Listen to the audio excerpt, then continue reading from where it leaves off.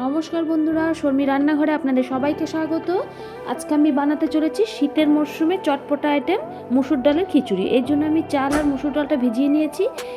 পেঁয়াজ কুচি, রসুন কুচি, আদা কুচি আর পাকা লঙ্কা চিড়ে নিয়েছি। আর নিয়েছি লবণ, হলুদ, পাঁচফোড়ন, তেজপাতা, শুকনো লঙ্কা। এখন আমি কড়াইতে তেল গরম করতে দিয়ে দিয়েছি। শীতকালে এরকম একটা খিচুড়ি রান্না করে খেয়ে দেখবেন, ভীষণ ভালো লাগবে। কোনো রকম রিচ নেই, খেলে পরে কোনো অসুবিধা হবে না, বরঞ্চ বাচ্চা থেকে বড় প্রত্যেকেই খেয়ে সহ্য করতে পারবেন। একবার খেয়ে দেখুন। কড়াইতে তেল গরম হয়ে গেছে বন্ধুরা, আমি এই ফাঁকে তেজপাতাও দিয়ে দিচ্ছি পাঁচফোড়ন। এখন আমি তেজপাতা আর পাঁচফোড়নটাকে খুব ভালো মতন করে একটু ভেজে নেব। দেখতেই পাচ্ছেন আমি ভালো মতন করে ভেজে নিয়েছি। এখন আমি একে একে দিয়ে দিচ্ছি আদা কুচি, দিয়ে দিচ্ছি রসুন কুচি। রসুনটা একটু বেশি দেবেন যাতে সর্দি কাশি বলে সেটার উপকার দেবে। আর দিয়ে দিচ্ছি পেঁয়াজ কুচি আমি দুটো দিয়েছি। আর দিয়ে দিচ্ছি এর মধ্যে আমি সামান্য লবণ দিয়ে দিচ্ছি। লবণটা দিয়ে ভালো মতন আমি নেড়ে নেব।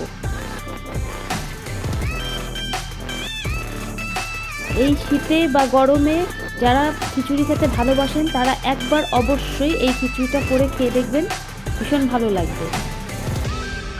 যে কোনো কিছুর সাথে করে খাবেন, তবে ডিমের মামলেট সঙ্গে পকোড়া এসব তো অসাধারণ লাগবে খেতে।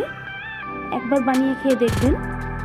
দেখুন বন্ধুরা, আমার কিন্তু পেঁয়াজ আর রসুন, আদা কুচি সবগুলো ভাজা হয়ে গেছে। আমি এখন দিয়ে দিচ্ছি চাল আর ডালটা যে ভিজিয়ে রেখেছিলাম সেটা। এখন আমি চাল আর ডালটা সামান্য ভেজে নেব। চালটা যখন সাদা হয়ে যাবে তখনই বুঝতে হবে যে চালটা আমার ভাজা কমপ্লিট হয়ে গেছে। এখন আমি 2 চামচ হলুদ আর লবণ দিয়ে দিচ্ছি, 2 চামচ। এখন আমি আবার চালটা ভালো মতো নেড়ে নেব। দেখে বুঝতেই পারবেন চাল আর ডালের কালারটা অনেকটাই চেঞ্জ হয়ে যাবে। দেখতেই পাচ্ছেন একেবারেই চেঞ্জ হয়ে গেছে। এখন আমি প্রয়োজন মতন গরম জল অ্যাড করে দিলাম। এটাতে কিন্তু অবশ্যই বন্ধুরা গরম জল অ্যাড করবেন। ঠান্ডা জল দিলে কিন্তু খিচুড়ি অত বেশি টেস্টি হবে না। এখন আমি কিছুক্ষণের জন্য ঢাকনাটা দিয়ে দেব। ঢাকনাটা তুলে দেখুন বন্ধুরা, আমার প্রায় খিচুড়ি কমপ্লিট হয়ে এসছে। এখন একটু নেড়ে দিলাম।